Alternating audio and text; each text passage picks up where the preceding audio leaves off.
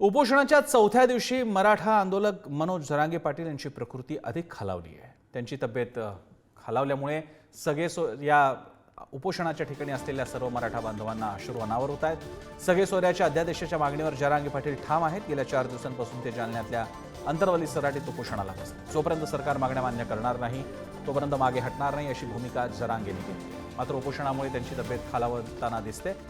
यावेळी उपस्थित असलेल्या मराठा बांधवांना अश्रू अनावर झाल्याचं पाहायला मिळत आहे। त्यांची तब्येत खालावल्याची दृश्य आणि उपस्थितांकडून आधार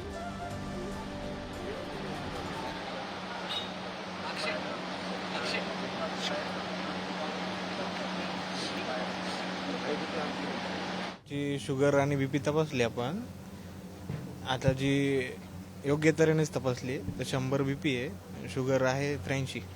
4 दिवस माणूस आणि त्यांचं जे आहे त्यासाठी ते करताय सर्व, त्याला ते टिकून येतं त्यांचं म्हणजे परिस्थिती नाजूकच आहे ना। त्या बीपी कसा आहे?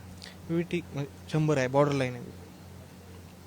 सध्या काही टेन्शन नाही म्हणजे टेन्शनचीच गोष्ट आहे। आता सूचना आहे की त्यांनी थोडं ओरली म्हणजे थोडंसं पाणी वगैरे, ग्लुकोज पाणी वगैरे असं घ्यावं।